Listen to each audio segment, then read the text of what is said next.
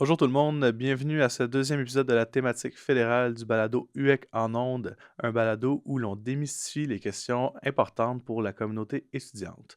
Aujourd'hui, on reçoit Frédéric Bouchard, doyen de la Faculté des arts et des sciences de l'Université de Montréal, et Maxime Lanchette-Jonca, député du Bloc québécois dans Rimouski-Neigette-Témiscouata-Les Basques, pour parler du financement et de l'écosystème de la recherche au fédéral. Bonne écoute.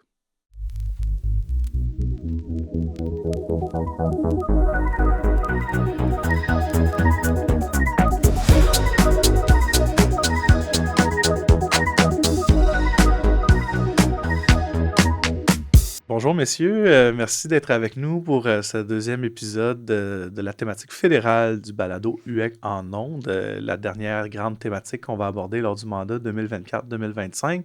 Donc j'ai avec moi Maxime Lanchette-Jonca, député pour Rimouski, Neigette, Témiscouata et les Basques. J'ai pas oublié aucun quartier de la Très bon. circonscription. 10 sur 10. Et Frédéric Bouchard, doyen de la Faculté des arts et des sciences de l'Université de Montréal.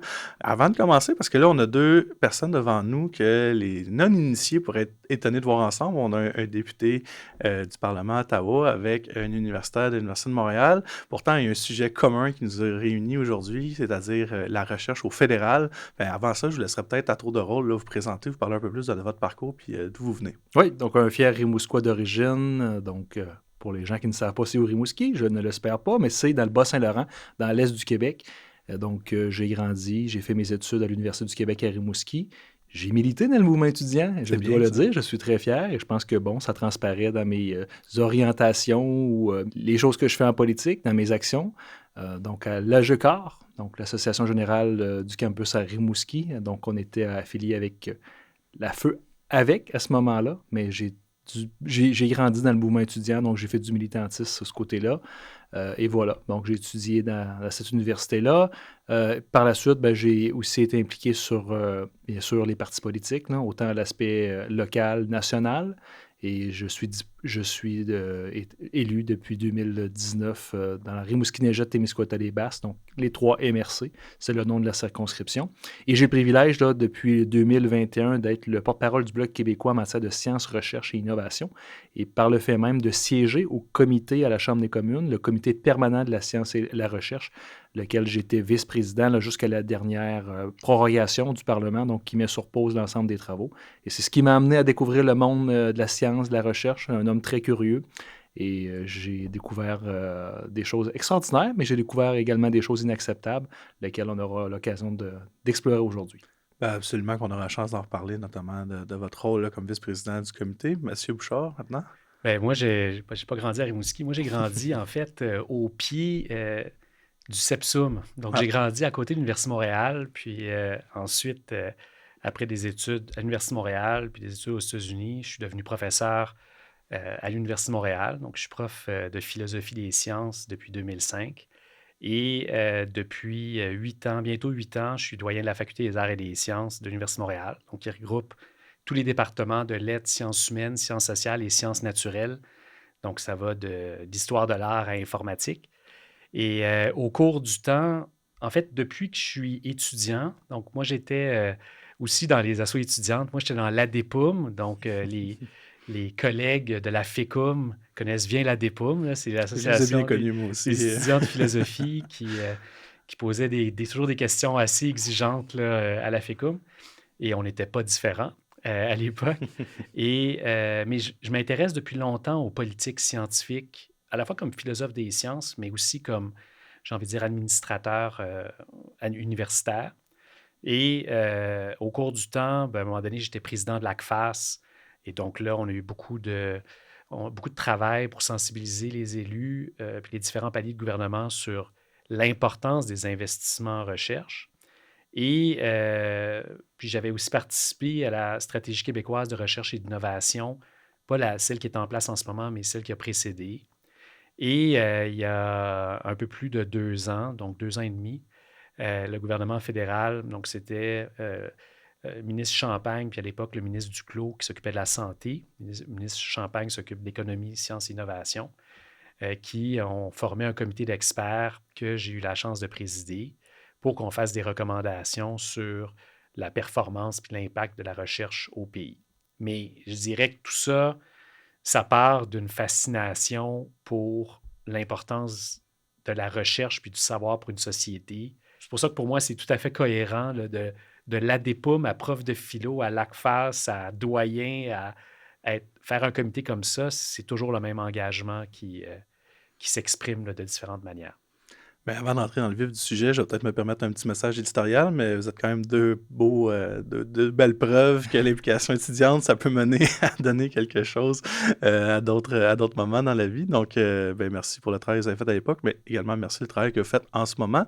On se réunit aujourd'hui pour parler de financement de la recherche au fédéral. Les auditeurs, on l'a entendu dans un précédent épisode, là, on a parlé de celle au provincial, où on a demandé là, d'avoir des réinvestissements dans le Fonds de recherche du Québec, mais tout ça, ça découle des investissements qui ont été faits au fédéral l'an dernier. Tout ce travail-là, il est en bonne partie, c'est pas que vous, mais vous y avez grandement contribué. Puis je commencerai peut-être avec vous, M. Bouchard. Vous avez parlé de quand vous avez été mandaté pour piloter le comité d'experts, le comité consultatif sur le soutien fédéral à la recherche.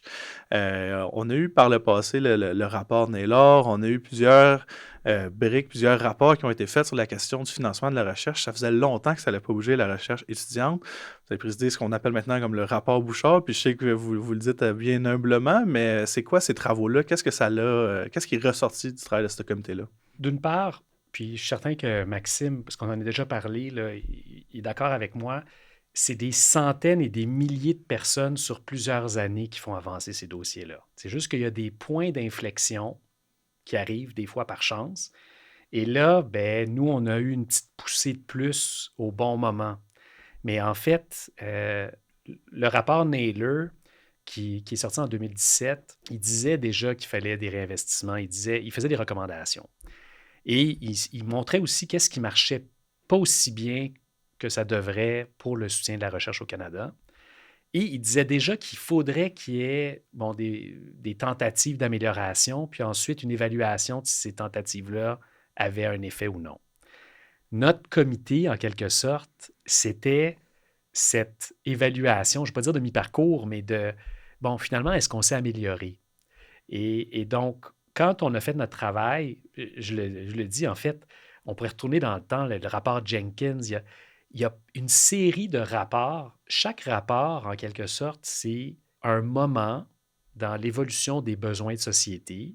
Puis ensuite, quand on est chanceux, bien, il y a un gouvernement qui demande qu'on se penche sur la question. Quand on est très chanceux, ils suivent les recommandations ou certaines. Mais, je veux dire, c'est un grand privilège d'avoir participé à ça, mais en fait, ça s'inscrit dans une histoire qui est beaucoup plus longue dans le temps, puis qui n'est pas finie surtout. Ça, c'est quelque chose il va falloir qu'on en discute. C'est que le dernier budget fédéral, donc le budget de 2024, a fait écho à plusieurs recommandations de notre rapport sur le financement, sur les bourses étudiantes, mais il y avait le rapport du comité permanent, puis surtout, c'est que tout ça, c'est fragile. Donc, il faut que de budget en budget, s'assurer que les engagements qui ont été pris soient respectés dans le temps, parce que c'est des investissements qui sont appelés à croître au cours des années. Donc, nous, notre comité, au début, surtout, le mandat, c'était de regarder l'organisation des agences fédérales de soutien à la recherche, les conseils subventionnaires. Est-ce qu'ils travaillaient bien ensemble? Qu'est-ce qui manquait? On n'était pas, je vais le dire diplomatiquement, on ne nous encourageait pas à parler d'investissement. Donc, je dirais le mandat principal, c'était de parler de la structure du financement de la recherche. Sauf que notre comité d'experts, tu ne peux pas parler d'une structure si tu ne parles pas de ses ressources. Ça serait comme dire, je veux acheter telle voiture électrique, mais je ne m'intéresse pas sur la capacité de la batterie. C'est absurde. Il faut que tu t'intéresses aux ressources et aux structures en même temps.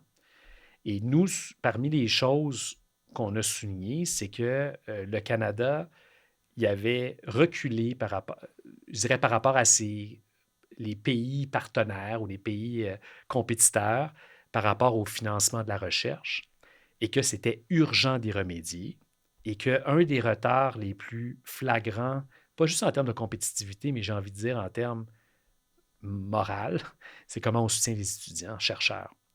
Et il y avait plein d'autres recommandations, mais ça, c'était parmi celles là, qui appelaient à une réponse urgente parce que chaque année qu'on attendait était une année où l'écart avec les autres pays augmentait et ou le fait que l'inflation allait faire de plus en plus mal aux étudiants-chercheurs.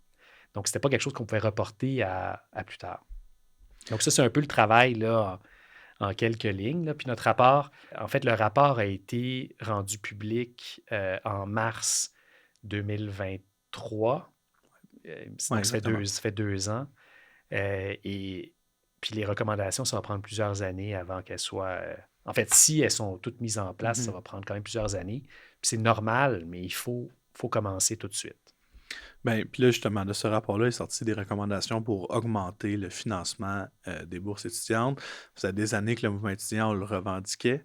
Puis des fois, ben, ça prend de l'aide, hein. Ça prend des gens qui travaillent sur le dossier, qui mettent beaucoup de temps, beaucoup d'heures. Puis c'est peut-être là que je me tournerai vers vous, M. Blanchette-Jonca, pour voir un peu justement c'est quoi le travail que vous faisiez en parallèle. Parce qu'on avait le comité d'experts, c'était pas des élus, c'était des universitaires qui se penchaient là-dessus, mais vous êtes un élu au Parlement. Puis c'était quoi le travail que vous faisiez pendant ce temps-là? Ben, tout d'abord, je me permets de souligner le travail de Frédéric, l'ensemble du comité consultatif. C'est important, le travail qu'ils ont fait. On l'a nommé, on a parlé un peu tout à l'heure, le rapport Naylor également, on reconnaissait déjà un peu des choses qui devaient être améliorées dans l'écosystème de la recherche au Québec, puis voire même dans le Canada. C'est certain qu'en tant qu'élu, on a connaissance de ce genre de rapport-là, parce qu'on veut aller vers des orientations politiques, on veut faire améliorer les choses de façon positive. Et bien, moi, je me rappellerai toujours, là, lorsque j'ai commencé à siéger, parce que je me permets de le mentionner, le Comité permanent de la science et de la recherche est quand même tout nouveau, là. Ça existe depuis janvier 2021, lors de la dernière législature au Parlement. Auparavant, toutes les questions de recherche et de science étaient, on peut dire, noyées à travers un autre comité, qui est le comité de l'industrie. Mais on s'entend que les politiques industrielles ou les orientations politiques industrielles peuvent peser très lourd avec des lobbies qui sont très influents. Et bon, la question scientifique est un peu mélangée à travers tout ça. Donc, le Comité de la science et de la recherche a été créé en janvier 2021. Donc, il a fallu mettre la table au début pour comprendre un peu c'est quoi les besoins, donc en termes d'amélioration pour nos capacités de recherche scientifique, c'est quoi les grands enjeux. Et ben, la première des choses qui est raisonnée, bien sûr, c'est un sous-financement, mais la deuxième des choses qui m'a frappé vraiment, c'est le sous-financement qu'on accordait pour les bourses étudiantes, là, donc aux étudiants chercheurs qui sont sous-financés parce qu'il n'y a pas eu d'indexation lors des 20 dernières années. Puis je me permets de vous raconter ces anecdotes-là. Je me rappellerai toujours d'une rencontre que j'ai eue à l'Université Laval, donc avec l'ensemble des représentants des universités ici au Québec. Donc, on s'appelle le BCI, le Bureau de coopération interuniversitaire. Donc, et je leur ai posé la question suivante. Donnez-moi une chose que vous pensez qu'il y a un consensus, que tout le monde est d'accord et qui est urgent de changer. Et je vous laisse imaginer la réponse des gens. C'était toutes les bourses d'études. Donc, même moi, je n'arrivais pas à comprendre qu'il y a une chose qui n'avait pas amélioré depuis 20 ans, c'était cette indexation-là. Donc, c'était légitime comme demande, c'était urgent parce que, bon, on aura l'occasion certainement d'approfondir, mais il y a des conséquences. Chaque gouvernement qui sous-investit dans quelque chose, il y a des conséquences. Et bien sûr, il y a des conséquences quand on investit. Mais là, c'est certain que c'était assez facile d'argumenter, de dire « Nommez-moi une chose qui n'a pas augmenté depuis 20 ans. » J'imagine le salaire d'une personne là, qui n'a pas augmenté depuis 20 ans. Donc, je pense que ça résonnait très fortement au sein de la représentation des gens des universités, mais bien sûr auprès des associations étudiantes, là. Moi, lorsque j'ai commencé à travailler dans ce dossier-là, c'est la chose qui revenait tout le temps. Puis j'essayais de comprendre aussi avec un pas de recul pourquoi on n'avait pas réussi à changer les choses. Et bon, je pense que c'est une question de momentum. Et le travail que Frédéric a fait avec le comité consultatif, ça nous a remis, ça leur a propulsé cet enjeu dans l'actualité et ça nous a permis, bien sûr, de créer un momentum. Puis en politique, tout est une question de perception, de timing, mais aussi de mobilisation. Donc, lorsque j'ai eu l'occasion au comité, parce que comment ça fonctionne, c'est qu'on peut choisir des sujets, des enjeux, puis faire témoigner des experts de la communauté scientifique ou peu importe, qui viennent en comité et qu'on peut poser des questions. Lorsque les questions sont posées, c'est traduit dans des rapports et les rapports permettent de faire des recommandations auprès du gouvernement fédéral. Donc, vous comprenez que moi qui pousse sur le fait qu'un gouvernement est insensible et a créé la discrimination auprès de la communauté étudiante depuis les 20 dernières années parce qu'on n'a pas indexé des bourses d'études d'un sou, bien, je pense que ça faisait mal au gouvernement et on a créé également un momentum à travers tout ça. Donc, je me rappellerai bien sûr par la suite, il y a eu plusieurs actions, là, des pétitions qui ont été faites de l'ensemble des partis politiques. On a fait des mobilisations sur la colline parlementaire. Il y a eu des manifestations partout dans les villes au Québec, puis voire même à Ottawa. Donc, c'est pas anodin le fait qu'on a réussi à toucher cet enjeu-là, mais bien sûr, le travail que des gens qui ont des expertises comme Frédéric et l'ensemble de l'équipe qui l'ont accompagné, ça nous aide en tant qu'élus de faire changer les choses. Mais si je résume simplement, c'est de trouver l'enjeu qui fait un consensus, mais surtout qui a un momentum pour pousser cet enjeu-là. Bien, je pense que tous les ingrédients étaient bien réunis, puis on a eu la bonne nouvelle lors du dernier budget de 2024. Cependant, il faut attendre avant de crier victoire parce qu'on veut s'assurer qu'il y a une indexation dans le futur également. Comme c'est une balado de l'UEC, s'il n'y avait pas eu les étudiants puis la mobilisation étudiante, il n'y aurait pas eu de réinvestissement. Je ne parle même pas juste de réinvestissement dans les bourses, je parle de réinvestissement dans la recherche, au-delà de ça. Donc, c'était très important parce que quand il y a des citoyens qui expriment des attentes clairement puis de manière mobilisée, bien, à un moment donné, il faut y répondre. Soit ils répondent négativement, mais on assume les conséquences, soit on répond positivement. S'il y avait juste eu la mobilisation étudiante, ça n'aurait probablement pas marché non plus parce qu'il y a plein d'autres groupes qui demandent des choses. Donc, à un moment donné, des enjeux comme ça, ce qui était vraiment unique, c'est qu'à la limite, quand les étudiants demandent plus de soutien pour les étudiants-chercheurs, c'est pas juste pour eux-mêmes, c'est parce que la société a besoin de plus de chercheurs. Donc, ça devient un enjeu de société. C'est pas juste une partie prenante qui a des intérêts, c'est quelque sorte c'est une vision de société. Et quand on l'exprime dans ces termes-là, bien, c'est là où les rapports d'experts sont nécessaires pour dire bien, pourquoi cette vision de société-là, elle fonctionne ou non, pourquoi elle est importante ou non. Ça prend des élus à différentes instances pour donner écho, amplifier, nuancer, mais ces visions de société-là. Donc, des grands changements, ça requiert... Coalition, ce n'est pas le bon terme parce que ce n'est pas toujours des alliés, mais ça demande plusieurs perspectives sur le même enjeu de société pour montrer cet enjeu de société-là, ce n'est pas juste pour les étudiants, ce n'est pas juste pour les profs, ce n'est pas juste pour les universités.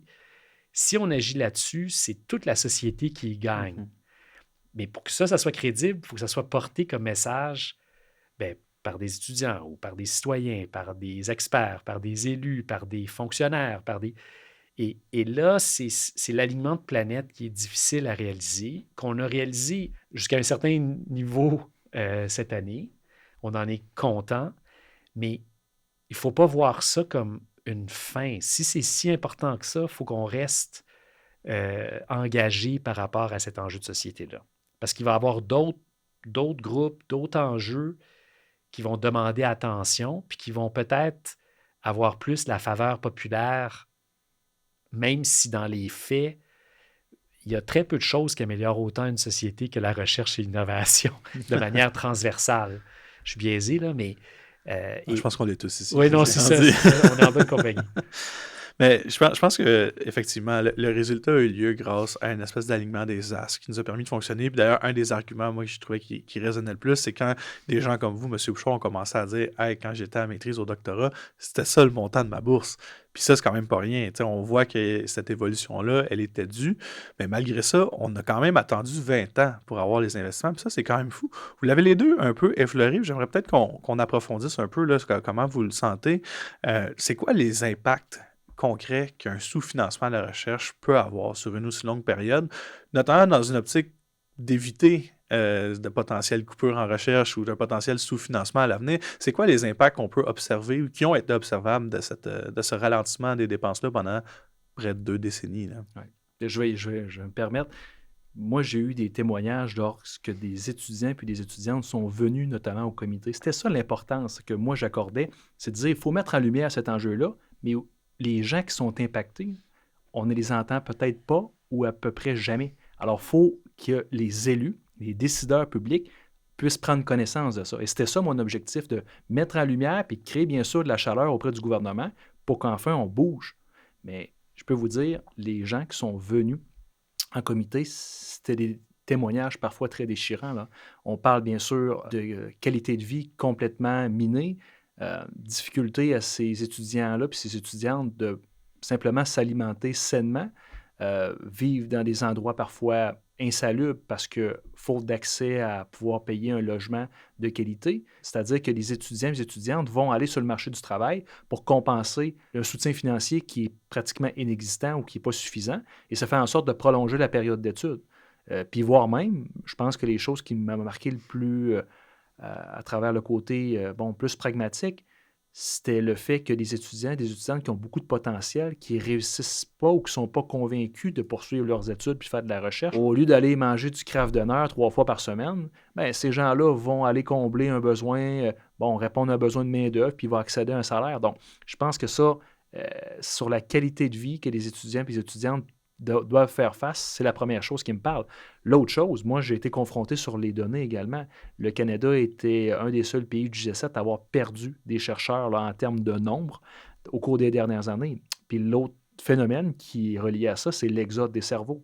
Donc, tout le monde veut un peu améliorer sa qualité de vie, avoir un meilleur soutien possible pendant ses études universitaires ou voire collégiales. Et ça fait en sorte qu'il y a des étudiants qui sont attirés vers des endroits où ce que le soutien sera plus soutenu ou intéressant sur le plan financier, ou voire même dans l'ensemble des conditions. Et on n'a qu'à penser aller aux États-Unis, aller en Europe. Donc, la compétition de la recherche, c'est international. Donc, les gens qui ont la possibilité d'offrir les meilleures conditions attirent les meilleurs chercheurs. Les bourses étudiantes, d'ailleurs, c'est des bourses d'élite. C'est des bourses qu'on donne à nos meilleurs pour qu'ils se concentrent à 100% sur leur recherche, mais c'est pas l'entièreté du financement non plus dans la recherche. Il y a beaucoup plus que ça qui rentre en ligne de compte. Puis M. Bouchard veut peut-être qu'on continue dans cette ligne-là, justement. Oui, bien je vais l'amener au niveau de société.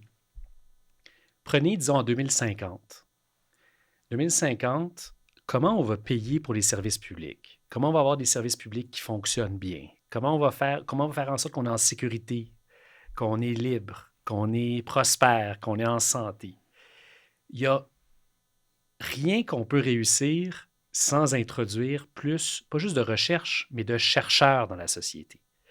Et je pense qu'une des prises de conscience qu'on doit faire collectivement, c'est que on doit faire une plus grande place aux gens formés en recherche en société, pas juste à l'université. Quand on voit un étudiant qui fait sa maîtrise ou son doctorat, bien, il y en a plusieurs qui veulent se consacrer à la recherche ou qui veulent devenir prof, mais il y en a plein qui, heureusement, vont faire autre chose, mais leur entraînement à la recherche vont faire que les ministères vont fonctionner, les compagnies vont être plus innovantes, les organismes communautaires vont être plus au fait des meilleures interventions qui peuvent être déployées sur le terrain.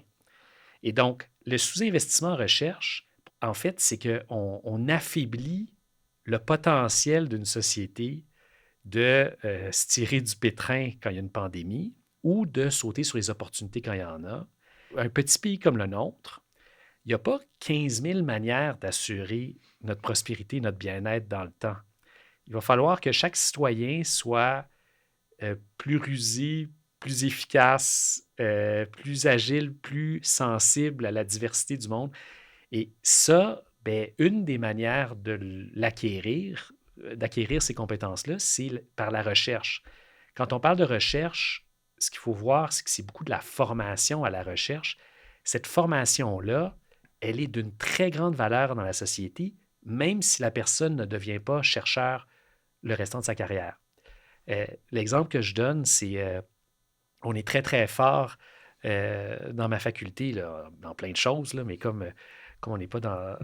Je ne veux pas commencer à comparer les universités, là, mais un des domaines d'excellence parmi les très nombreux qu'on a, c'est en astrophysique, la recherche d'exoplanètes, donc des planètes dans d'autres systèmes solaires. Même s'ils n'en trouvent pas, ils en trouvent des exoplanètes. Mais même s'ils n'en trouvaient pas, les astrophysiciens qu'on forme, les astronomes qu'on forme, c'est des compétences incroyables qui ensuite, dans l'industrie du satellite ou dans l'aérospatial ou même juste des compétences quantitatives ou informatiques qui sont un gros gain pour la société. Donc, quand on a reporté les investissements, je dirais en recherche en général, mais envers les étudiants en particulier, en fait, on a affaibli le potentiel humain de notre société dans la durée. Et on se retrouve avec, puis c'est pas que tout le monde Le monde qui a des maîtrises et doctorats ne sont pas plus intelligents que d'autres, c'est pas ça, là. Mais ils ont été formés à certaines compétences de pointe dont notre société a besoin et qu'elle ne mobilise pas assez aujourd'hui. Et c'est là où on parle, le nombre de chercheurs par 1000 habitants, les données de l'OCDE dont Maxime faisait état. Il y a plusieurs indicateurs où on voit que le Canada, je dirais, a été un peu complaisant. Tu sais, ils disaient, ben, regarde, ça va bien, on est confortable, on est heureux, donc c'est correct. Puis ce qu'on ne regarde pas, c'est que pendant ce temps-là, on voit d'autres pays qui, eux, se sont dit, non, non, non, nous, pour assurer notre prospérité, notre bien-être, on va investir massivement dans notre relève en recherche, que ce soit les étudiants ou les chercheurs, des profs, parce qu'on sait le retour sur investissement est colossal. Puis moi, l'exemple, Maxime et moi, on consulte les mêmes sites de l'OCDE parce que c'est des données pour tous les geeks de politique publique. Là. Jouer avec les instruments de l'OCDE, c'est vraiment le fun, puis vous allez, comme vous en sortirez pas. Là. Mais on regarde la Corée du Sud. La Corée du Sud, il y a 20 ans, était sous la moyenne des pays de l'OCDE, donc les pays riches, entre guillemets, là, en termes d'investissement en recherche. Aujourd'hui, ils sont 1 ou 2 au monde, en 20 ans. Ça montre que c'est de la politique publique. Ce n'est pas tous des investissements du gouvernement, il y a beaucoup d'investissements du privé. Okay? Mais l'ambition de recherche et d'innovation fait qu'il y a 20-30 ans, personnellement, je n'aurais pas été tenté d'acheter une voiture coréenne ou une télé coréenne, puis qu'aujourd'hui, c'est parmi des excellents produits, mais ça, c'est la recherche et l'innovation. Donc, ils ont fait le choix de politique publique, puis de politique industrielle, puis de politique économique, ça prend plusieurs formes, mais de dire, si on utilise plus notre talent de pointe, on va tous y gagner. Puis, je dis la Corée du Sud, mais il y a plein d'autres pays, en fait, Maxime l'a mentionné, mais il y a plein des pays du G7 qui ont augmenté leur investissement en recherche, puis ils en bénéficient, soit quand il y a une pandémie, soit quand on veut faire une nouvelle politique industrielle, soit quand on veut faire une meilleure politique sociale. Est-ce qu'on a l'expertise pour la déployer? Parce que là, on a une vulnérabilité collective que quelque part, on espère que l'expertise d'ailleurs va nous aider quand on en aura besoin. Mais il y a plein de problèmes de société où il n'y a pas d'expertise ailleurs.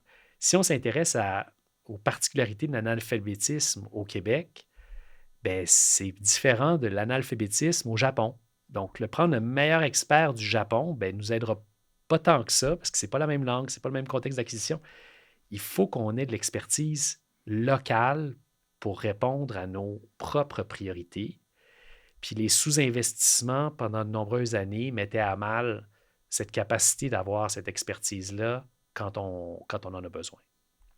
Ben, puis justement, dans le contexte un peu d'instabilité mondiale qu'on est en train de vivre là, avec tout ce qui se passe aux États-Unis, puis tout ça, ça démontre pas justement la nécessité pour le Québec et le Canada d'avoir cette autonomie en matière de recherche. Puis là, on s'en parlait un peu avant de rentrer, là, mais Maxime, tu as aussi travaillé sur les questions d'infrastructure, de recherche, puis tout ça. Tu as travaillé sur les universités de la région, les petites universités francophones en contexte minoritaire, tout ça. Il y a un marché à développer davantage au Canada, puis développer des expertises, des pôles régionaux, puis tout ça. Dans le contexte d'instabilité actuelle, qu'est-ce qu'on peut faire de plus en ce moment? Au-delà de l'argent, qu'est-ce qu'on peut faire de plus pour optimiser cette gestion-là? La première des choses, je pense qu'il faut limiter notre dépendance. On le voit là, avec les tarifs face aux États-Unis. Puis je ramène encore les choses là, dans le contexte de la pandémie de la COVID-19. On a tellement dit l'achat local, l'autonomie alimentaire.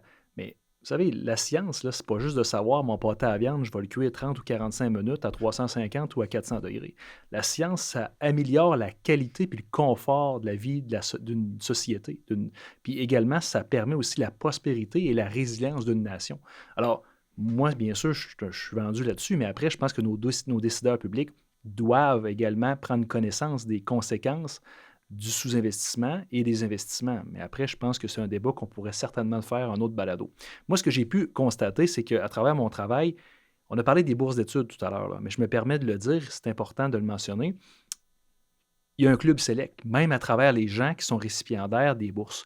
Au Canada, 10% des chercheurs s'accaparent 50% du financement total de la recherche. Fait qu'imaginez, là, c'est bien beau de dire on n'a pas indexé les bourses pendant 20 ans, Mais au final, si c'est seulement 10% des chercheurs qui ont 50% du financement total, comprenez qu'il reste juste des miettes de gâteau. Là. Fait qu'au final, c'est ça le problème. C'est quand c'est pas le problème de sous-financement, c'est le problème également de la répartition du financement. Puis ça, c'est quelque chose qui m'intéresse beaucoup, qu'on a eu même l'occasion de faire un rapport d'études sur cet enjeu-là, de la distribution du financement de la recherche dans les institutions postsecondaires au Canada.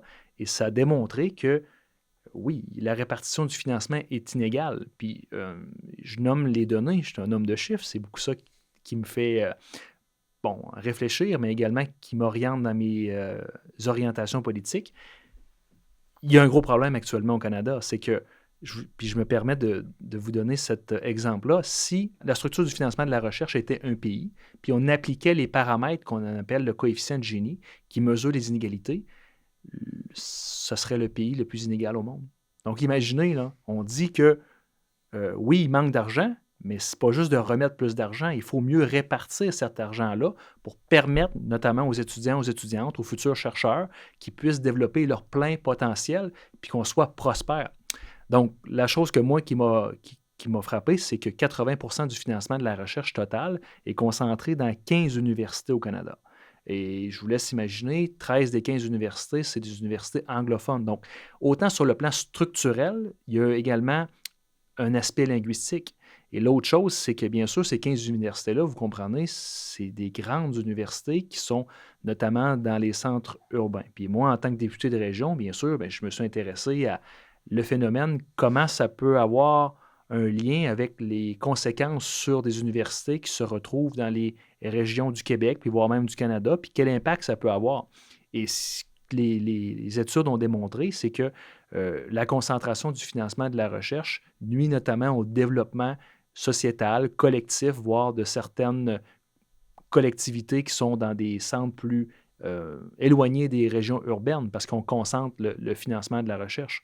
Et moi, ce que je tente de répéter aux acteurs politiques, puis voire même à la communauté scientifique, on ne s'entend pas sur toutes les choses, c'est correct, c'est normal, c'est sain, voire dans une démocratie de pouvoir débattre, mais c'est que l'excellence se situe dans les individus, dans les personnes, et non dans les établissements. Et présentement, au Canada, ce que j'ai pu observer, c'est qu'il y a un phénomène un peu d'élitisme là, à travers des universités de prestige parce qu'ils ont un historique d'existence qui est en place. Et ça fait en sorte que des étudiants et des étudiantes sont attirés d'aller dans ces universités-là, mais pour plusieurs raisons, parce qu'il y a un diplôme qui va être reconnu davantage, des meilleures perspectives d'emploi, mais aussi parce qu'ils ont su, avec un meilleur financement, développer des infrastructures de recherche qui est beaucoup plus attrayant, qui est beaucoup plus développé. Donc, au final, si je résume, c'est tu as la chance d'exister depuis plus longtemps, ça t'a permis de te développer davantage et ça va même t'aider dans ton futur.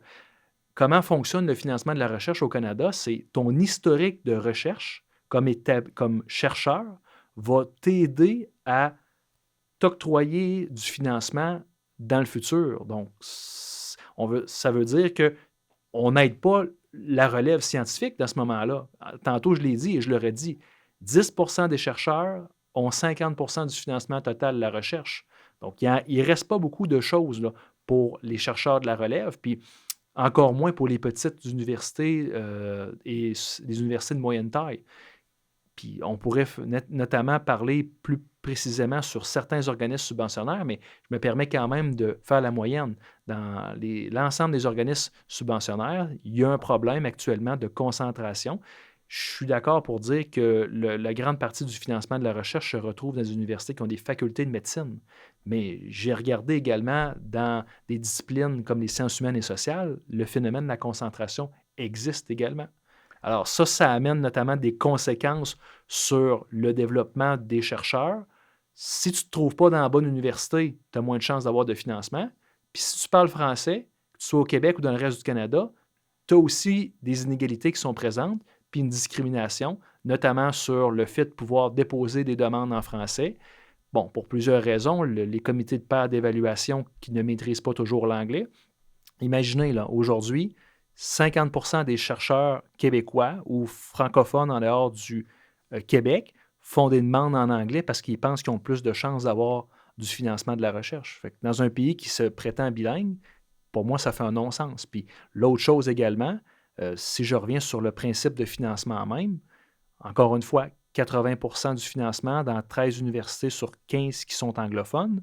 Vous comprenez qu'il ne reste pas beaucoup d'espace là, pour financer des projets de recherche, autant dans les universités québécoises, puis voire même quand je parlais avec les gens qui font des travaux de recherche à l'extérieur du Québec, c'était presque un fantasme pour eux de faire de la recherche.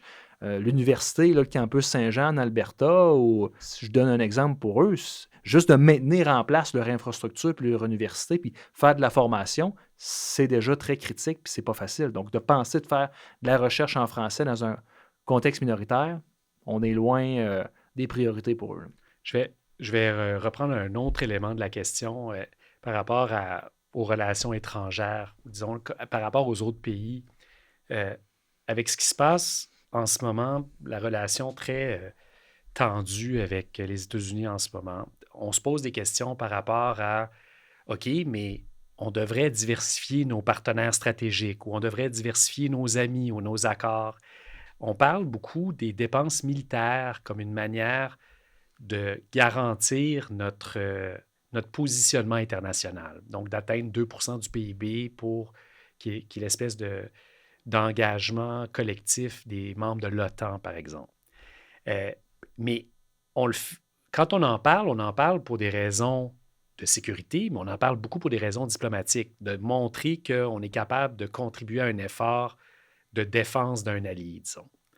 Mais la diplomatie scientifique, c'est la même chose. Il n'y a pas de cible aussi claire, mais en gros, les pays qui sont scientifiquement significatifs, bien, ils se font plus demander de participer à des grands partenariats, que ce soit scientifiques, industriels, diplomatiques, collectifs. Donc, ça va des grands projets de recherche comme des accélérateurs de particules ou le changement climatique, mais ça va aussi, par exemple, des grands financements européens qui sont souvent alignés à des politiques industrielles.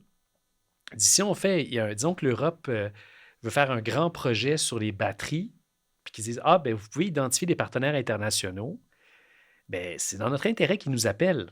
Donc, de la même manière que là, on découvre un peu qu'au point de vue diplomatique, on a peut-être mis trop nos œufs dans le panier américain.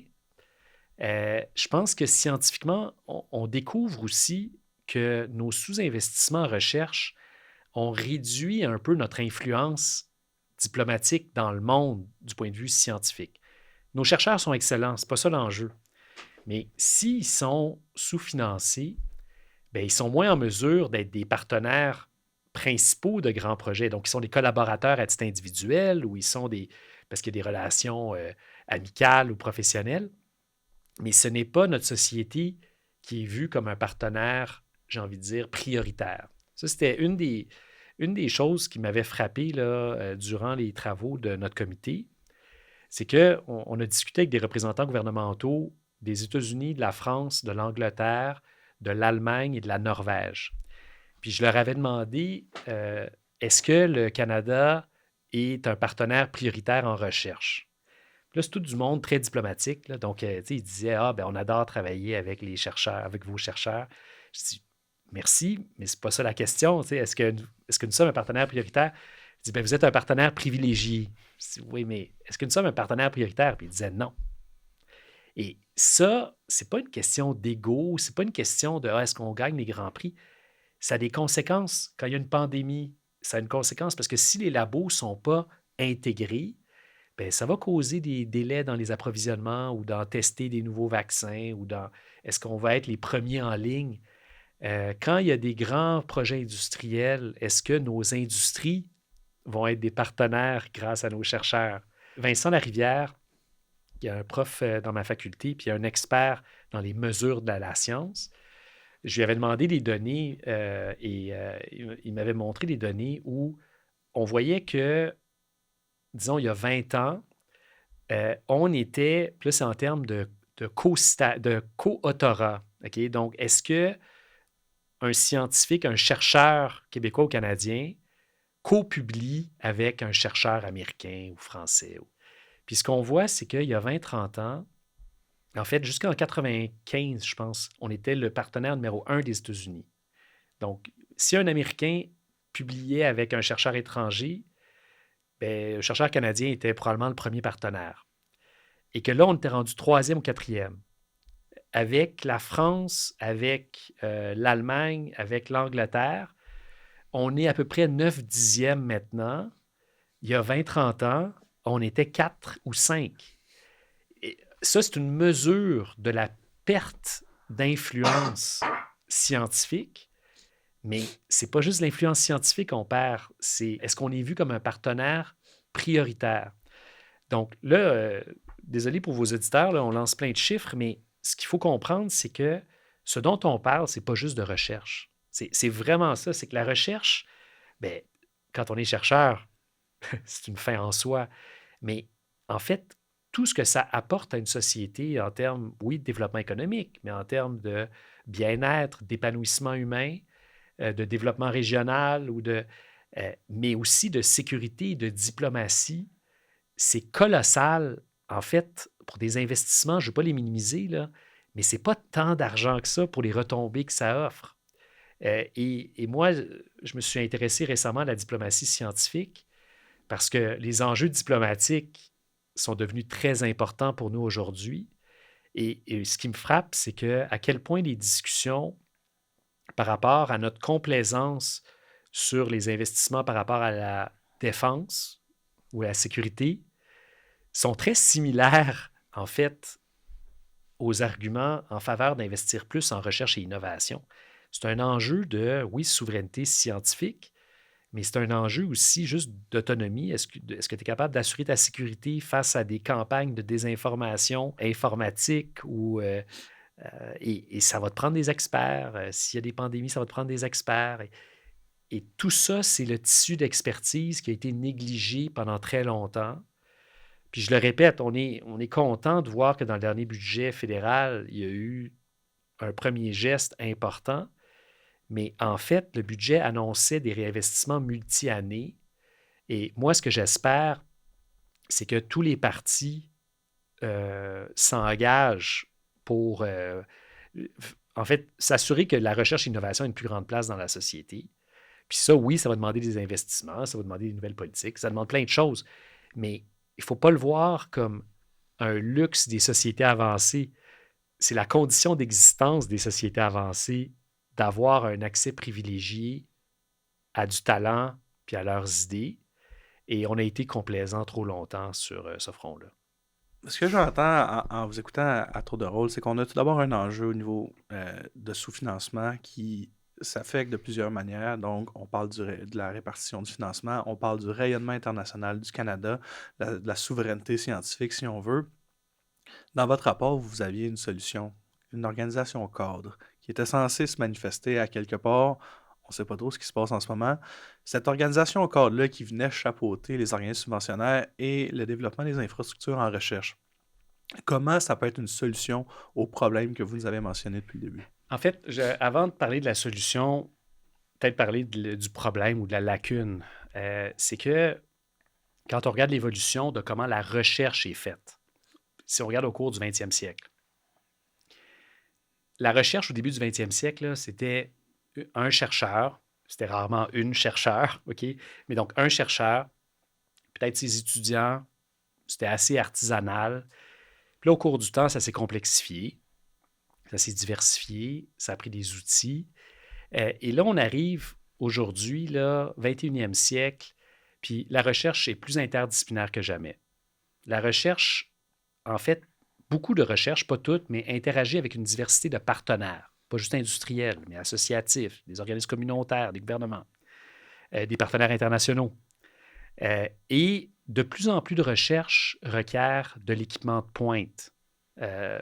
Avec mes nombreux chapeaux, là, un de ceux que je porte avec grande fierté, c'est que je suis président du conseil d'administration de la plateforme Érudit, qui est une plateforme de sciences ouvertes, surtout en français, de recherche surtout en sciences humaines. Et bien ça demande un accès à de la technologie de pointe informatique. Et bien, il y a 30 ans, 40 ans, les chercheurs en sciences humaines n'avaient pas autant besoin d'ordinateurs que des chercheurs en informatique. Et donc, les besoins technologiques ont changé, les questions de recherche ont changé, les partenaires de recherche ont changé. Et le Canada n'a pas renouvelé sa manière de soutenir la recherche. Donc, nous, ce qu'on soulignait, c'est que d'une manière ou d'une autre, puis il y a différentes manières de le faire, il fallait être beaucoup plus efficace pour soutenir la recherche interdisciplinaire. La recherche, on dit orientée selon des missions, en opposition à la recherche, j'aime pas la recherche libre versus ça, mais disons la recherche déterminée par le chercheur. La recherche orientée selon des missions, ça pourrait être de dire la pandémie, par exemple. Il y a un grand défi de société, puis là, on dit là, on a besoin, tout le monde, on veut de la recherche dans cette direction-là. Et la recherche libre reste essentielle, mais ce qui manquait, c'était des instruments pour soutenir la recherche orientée selon des missions. Et idéalement aussi, un autre problème, que ce soit en recherche libre ou recherche orientée, que ce soit de la recherche fondamentale ou de la recherche appliquée, il y avait un gros problème de coordination entre le financement des chercheurs et le financement des instruments. Et donc, là, je ne veux pas trop rentrer dans les détails, là, mais encore une fois, c'était comme, là, je prends une voiture à essence plutôt qu'une voiture électrique. C'est comme si on disait, ben là, j'ai réussi à avoir de l'argent pour l'essence, mais je n'ai pas de voiture. Puis il y en a qui recevaient la voiture, mais pas d'argent pour l'essence. Donc, il y avait une coordination entre les agences subventionnaires. Ce qu'on nous, on a constaté, c'est que les agences subventionnaires font de l'excellent travail. Ce n'est pas ça l'enjeu. Mais le contexte, l'écosystème du financement de la recherche est très fragmenté et il manquait de coordination. Puis donc, nous, on recommandait un instrument cadre pour aider à coordonner certains concours. Puis il y avait d'autres retombées, là, ça devient très technique, là. Je ne suis pas sûr que ça intéresserait énormément de vos auditeurs, mais c'est un enjeu du fonctionnement du soutien à la recherche. Et en ce moment, on a plein de monde qui est très bon, mais et qui sont pas contre travailler les uns avec les autres, mais ils ne sont pas vraiment coordonnés et ça nous fait mal sur des questions clés. En gros, ce que je recommandais, c'était le FRQ. En fait, le Québec est engagé dans cette direction-là depuis un certain temps. Et c'est un peu réducteur de le dire comme ça, là, mais c'est dire comment on est capable de à la fois soutenir le monde qui fait de la recherche fondamentale, non orientée, la recherche libre, mais aussi être capable de soutenir des chercheurs qui veulent plus travailler avec l'industrie ou veulent plus travailler avec le communautaire de manière interdisciplinaire avec des partenaires internationaux. Et le système actuel n'est pas vraiment conçu pour faire les deux. Et donc, nous, on essayait de répondre aux lacunes.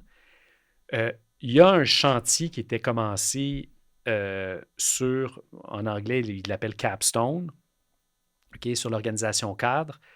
Ce n'était pas exactement ce qu'on proposait, là, mais quand on fait des recommandations, je veux dire, on propose et le gouvernement dispose. C'est normal. Là, c'est certain qu'avec la prorogation, ça a été interrompu. J'ai aucune idée de ce qui va arriver pour l'avenir. En fait, non, c'est pas vrai. Je sais ce qui va arriver, je ne sais pas quand.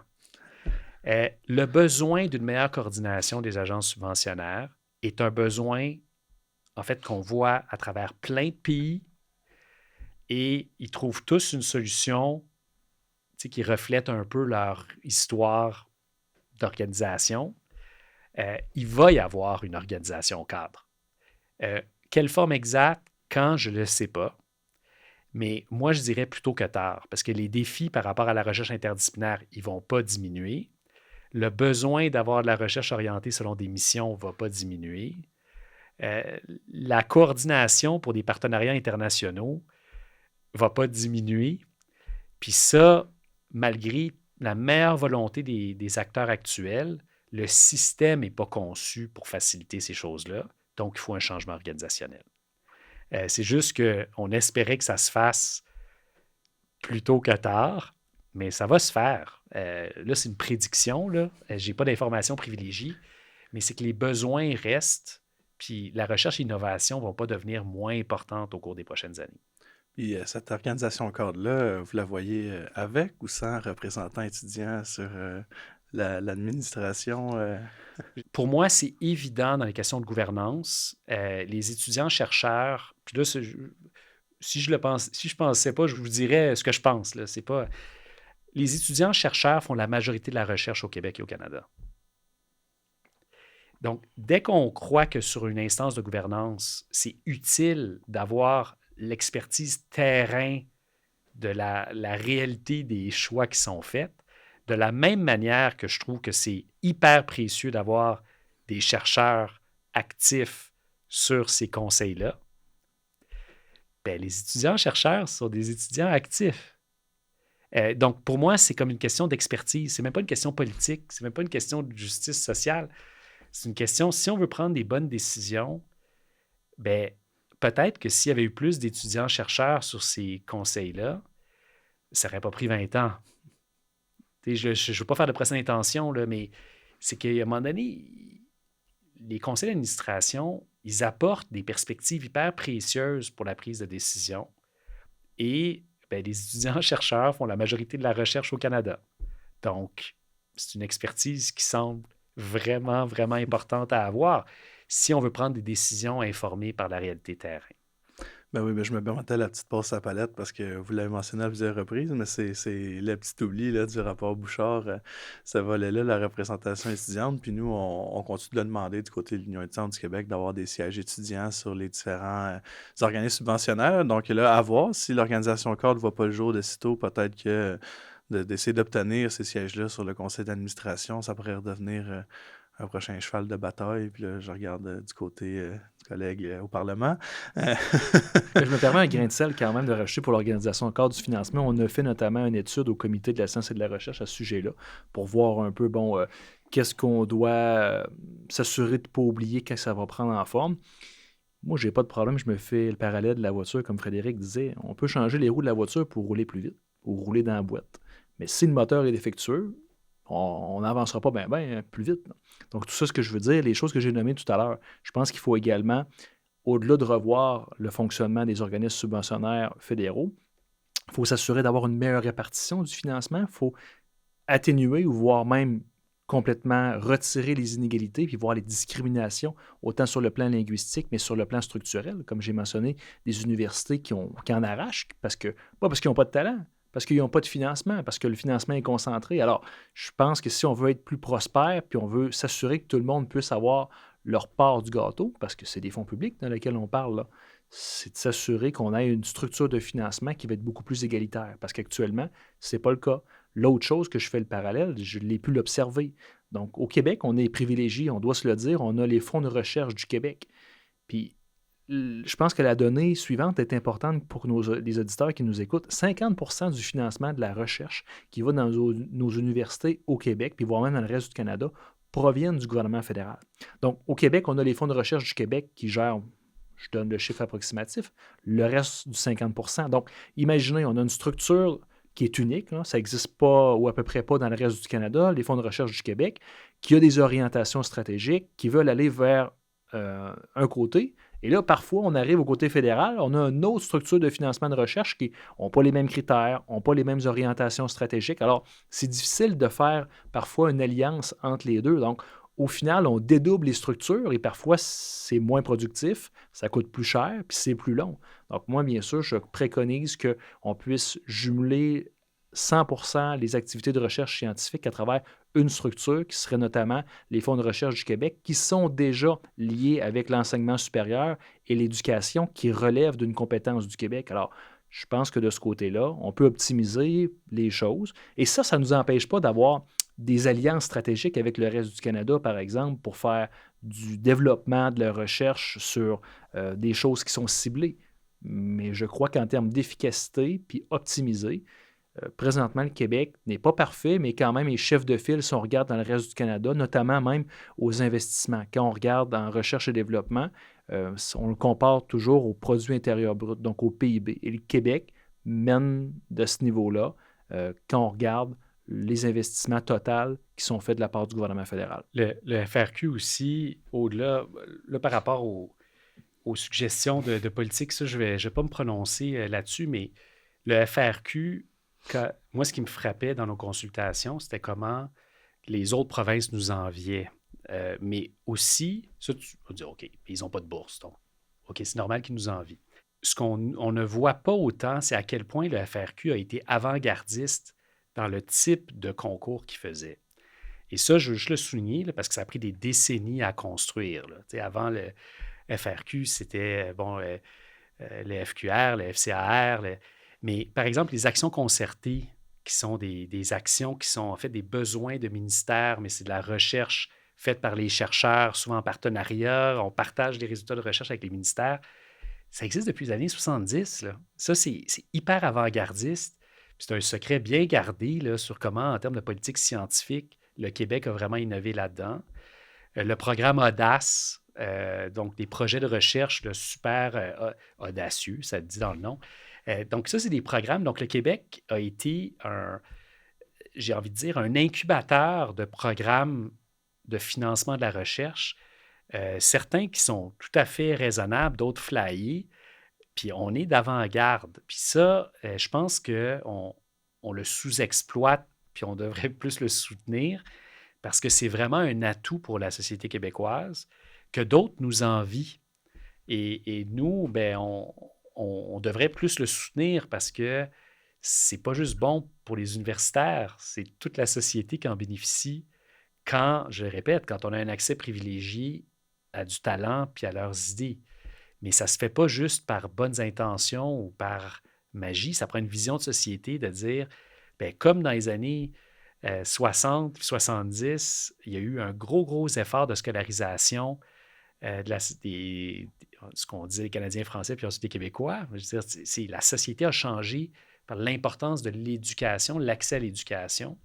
Je pense que la prochaine étape, c'est vraiment, puis innovation utilisée à toutes les sauces, là, mais comment faire en sorte que notre talent, on en profite dans toute la société, puis qu'on en veuille plus, puis qu'on lui donne plus de ressources. Et ça, je pense, c'est le prochain, je ne vais pas parler du prochain rapport par an, là, mais le prochain grand défi, c'est de dire, en fait, on devrait voir qu'on manque, en fait, de maîtrise et de PhD, mais surtout, c'est qu'on en manque dans nos compagnies, dans nos organisations communautaires, dans nos ministères, puis que si on en tirait vraiment profit, ben, on n'aurait pas de problème de productivité, on n'aurait pas de problème de politiques qui ne sont pas assez adaptées, parce qu'on aurait de l'expertise pour nous aider à avancer. Puis ça, je pense qu'on va y arriver. Je pense qu'on n'est pas encore tout à fait là comme réalisation.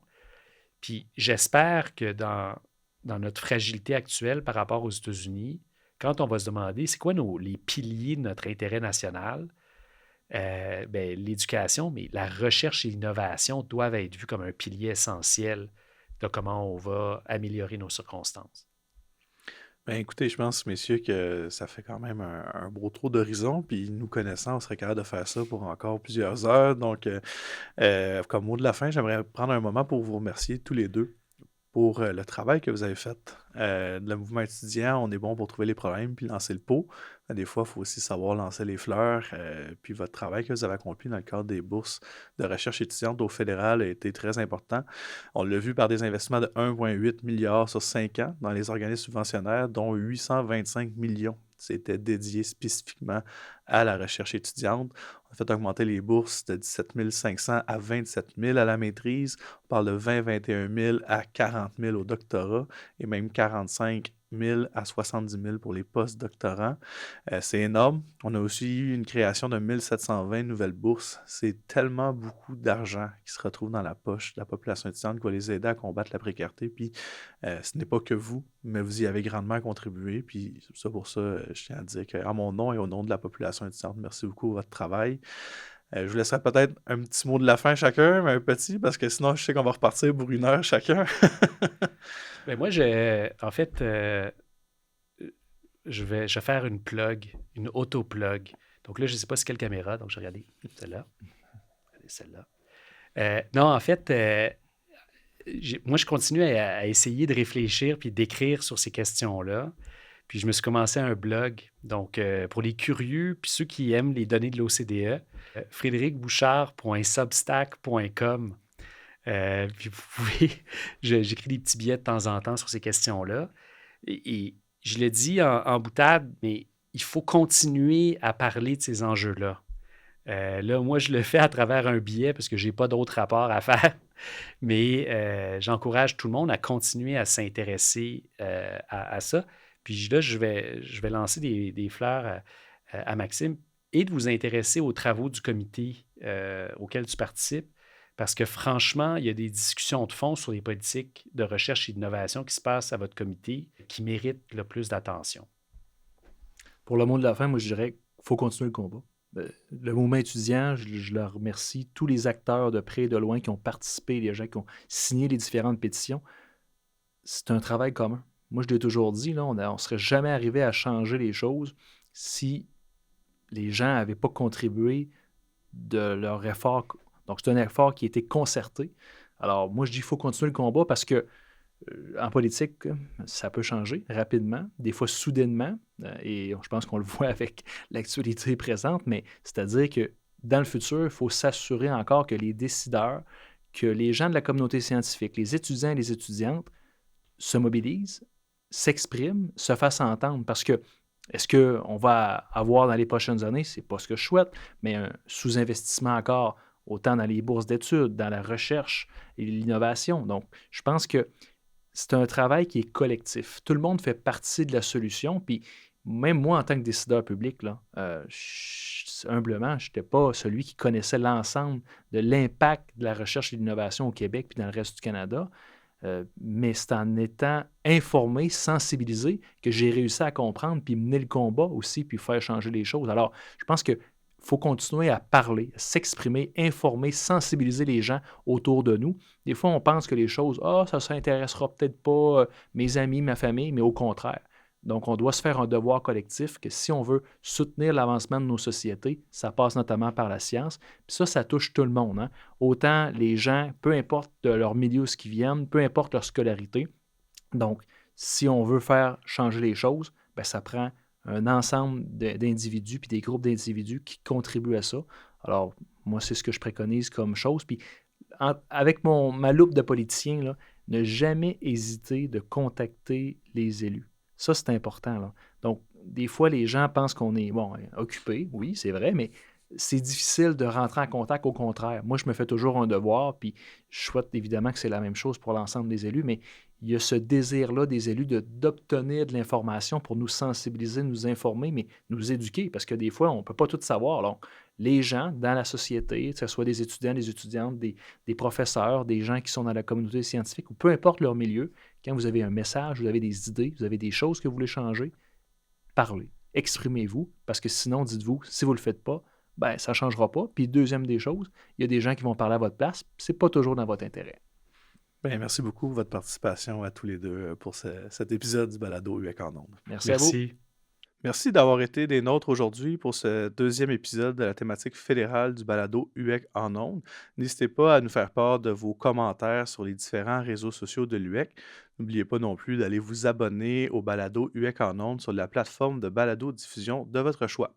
On se retrouve la semaine prochaine pour le troisième et dernier épisode de la thématique fédérale avec notre partenaire de l'Alliance canadienne des associations étudiantes. D'ailleurs, l'épisode va être disponible en français et en anglais. Bonne semaine. Là, les paroles de la chanson pour la karaoke apparaissent où? C'est le gros écran. C'est le gros... Ah, c'est quoi? C'est l'émotion. C'est l'émotion. Là, écoute... on va en faire avoir des bloopers. Audrey va être contente.